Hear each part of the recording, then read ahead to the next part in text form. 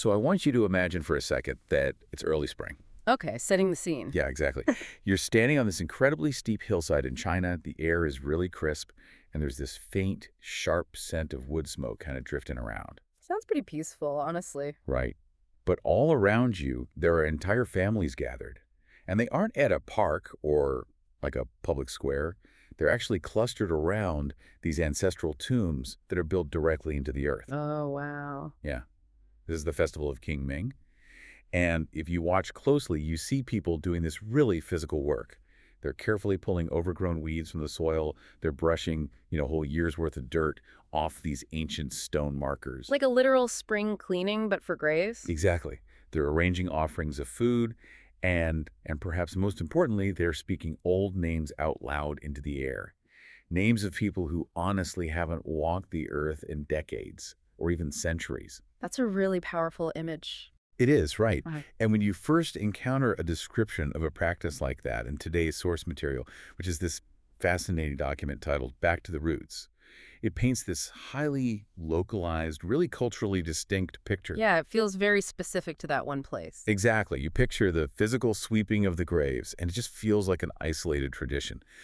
But, and this is where it gets interesting, our deep dive today is about how it's actually not isolated at all. Right. What's fascinating here is that while King Ming is a highly visible, incredibly visceral expression of this idea, the source text rapidly expands the lens. Oh, totally. It shows us that this underlying impulse is not exclusively a Chinese practice at all.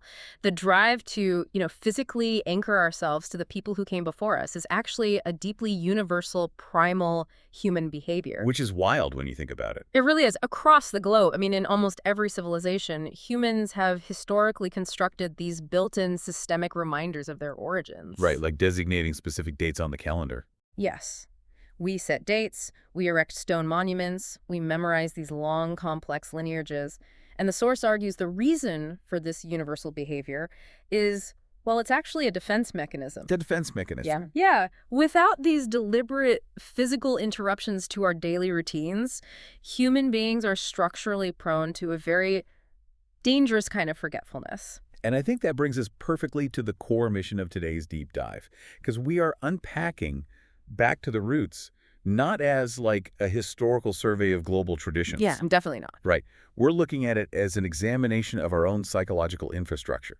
Because this is ultimately about you listening right now. Yeah, the listener. It's about why we, as modern people living these heavily digitized, super forward-facing lives, why we so easily become unmoored. We just drift. We do. We're going to explore how we lose our grounding, and why the deliberate act of remembering the past might actually be the most effective psychological tool we have to survive the sheer turbulence of the present. I love how the text frames that, because it makes a compelling case that our modern forgetfulness isn't just about, losing track of names or geographical origins. Right, it's deeper than that. Much deeper. We lose the awareness of the massive collective sacrifices that made our individual daily realities possible. We start operating under this illusion that we began with ourselves. Like we're the starting line. Exactly. We think we're the starting line. But there is a well-documented vulnerability in how we try to maintain this historical awareness. Yeah, the text has a specific name for it. It does. The source calls it the trap of the repeated habit. And that's basically what happens when a really powerful act of remembrance degrades over time into an empty chore. Okay, let's unpack this concept of the repeated habit. Because it shifts our focus from the physical things we do, like gathering for a holiday or visiting a memorial, to the psychological friction of how those practices actually break down across generations. Right. If you track human behavior on a multi-generational scale, you see a really distinct pattern of degradation. It's like a game of telephone almost. Yeah, that's a good way to look at it. A tradition is usually born out of a profound lived experience.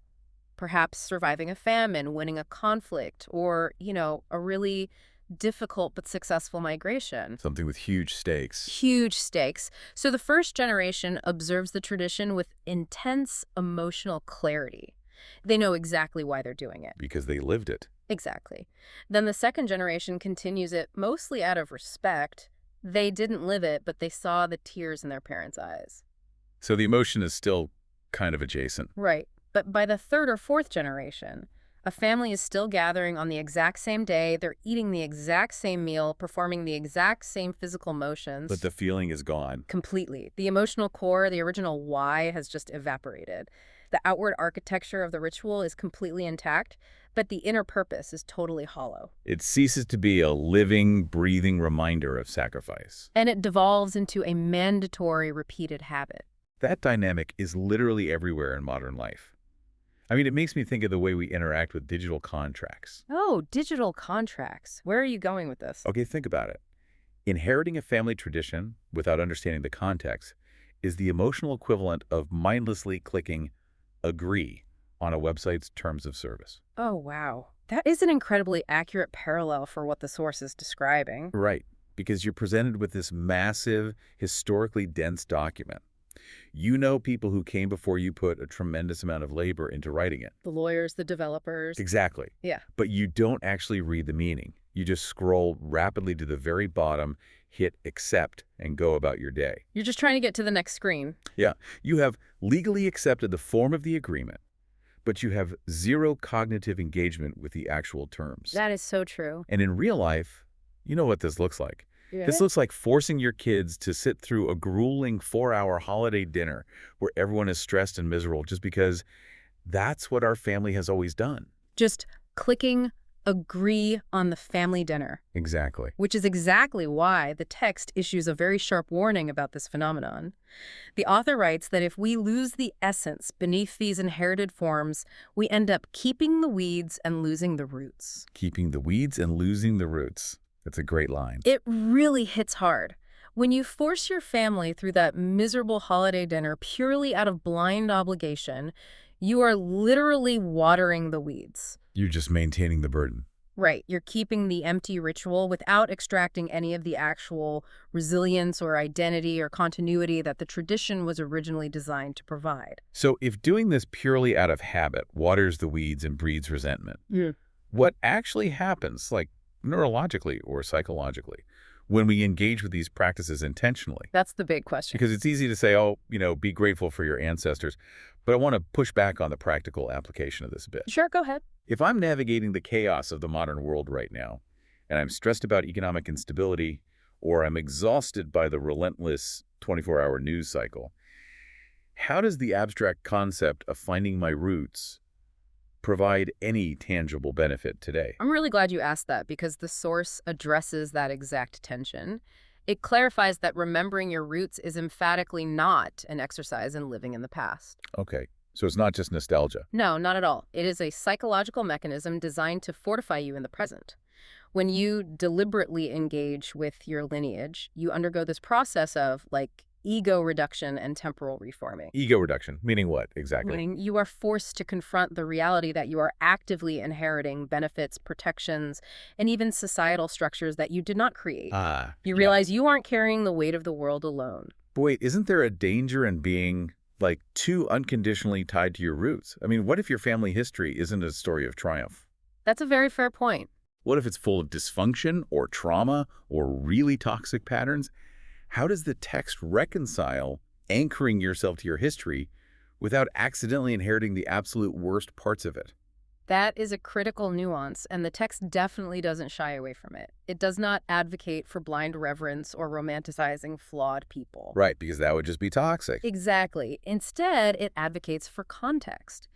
Even in a lineage marked by severe trauma or dysfunction, there is a baseline truth of endurance. Endurance. Yes. The people in your history survived enough to pass life forward.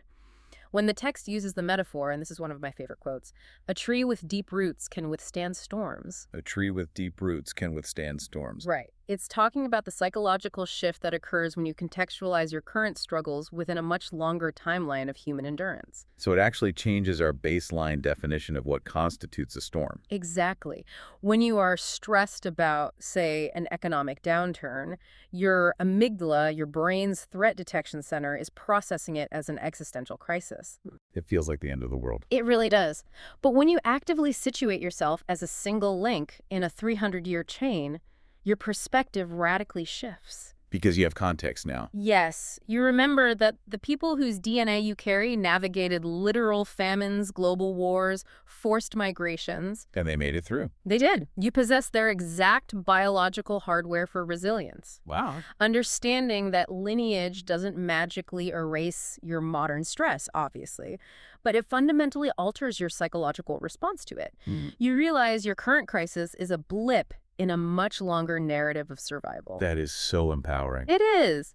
A person who deeply understands their roots is protected against the modern anxiety of drift because they aren't relying solely on their own isolated strength to weather the moment. Okay, so if that historical context is so crucial for regulating our mental baseline and keeping us anchored, we have to look at what happens when that context is erased. And it does get erased, constantly. Right. And this is where the deep dive gets into some very sobering territory. How do we actually prevent this drift when the natural gravitational pull of time is constantly erasing our history? Well, time is devastatingly efficient at erasing human context. The text points out a really harsh reality here. Without active, deliberate intervention, most human lives fade from memory entirely within just 2 to 3 generations. That is, just 2 to 3 generations. That's nothing. Think about the gravity of that. Within a century, the specific names dissolve. The unique stories of triumph and heartbreak disappear. It all just vanishes. Yeah, the massive, all-consuming sacrifices that defined an entire human lifetime go completely silent.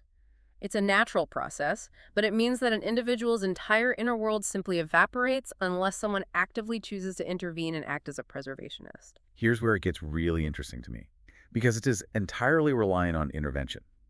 Thinking about the mechanics of this, it is almost exactly like managing data on a failing hard drive. Oh, the hard drive analogy. Elaborate on the metadata aspect of that. Okay, think about how we store digital photos.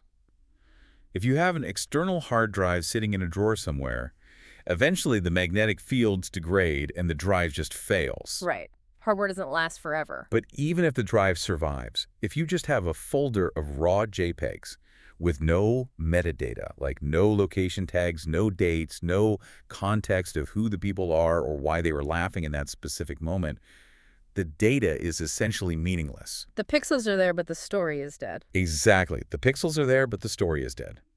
Within 3 generations, an entire lifetime of human experience is wiped from the server unless someone intentionally hits save and painstakingly migrates not just the image, but the metadata. The context, the struggle. Yes, you have to save the struggle. In that framework, the text introduces the historical equivalent of that data migration, and they call it the family book or the clan book. Like those massive old ledgers. Exactly. Now, it's really easy to dismiss a genealogical record as just a dry spreadsheet of dates and locations, the Yeah. raw JPEGs. Right, just a list of names. But the text frames these historical archives as an active rescue mission.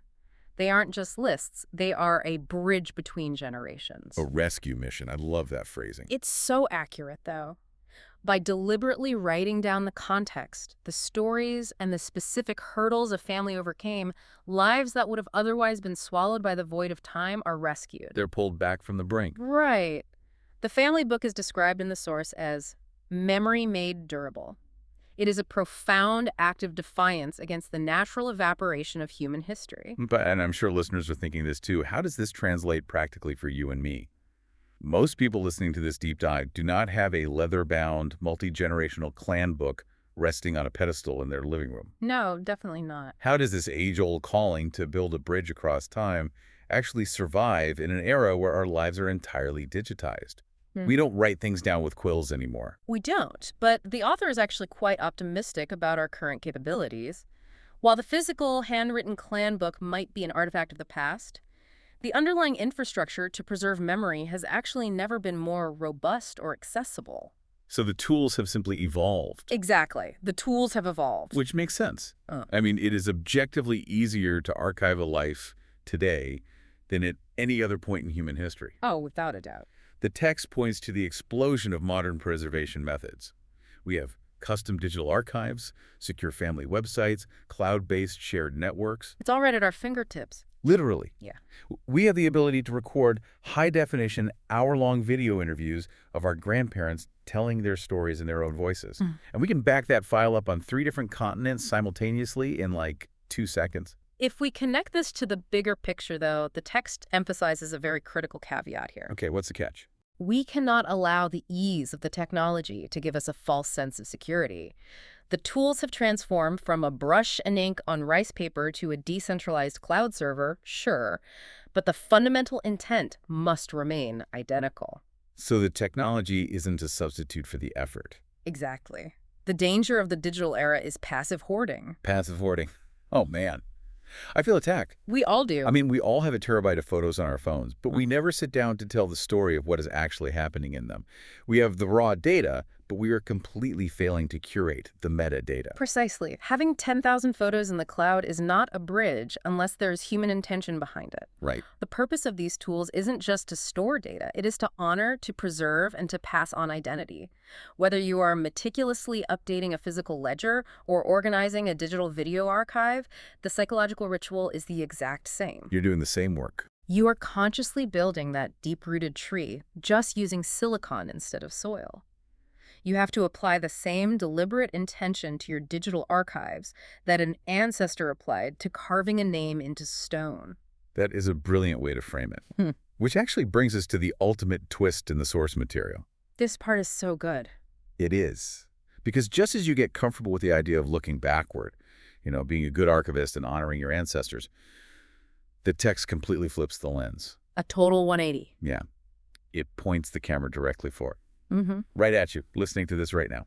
It is a brilliant pivot in the narrative. The text argues that the absolute deepest way to honor those who came before us isn't simply to remember them well. Which is what we usually think it is. Right, but it's not enough. It is to live in such a way that your own life becomes a story worth remembering. Because the timeline doesn't end with your preservation efforts. You are a future ancestor. You are a future ancestor. That is heavy. It really reframes your daily choices, doesn't it? Absolutely. Yeah. The history flows entirely through you.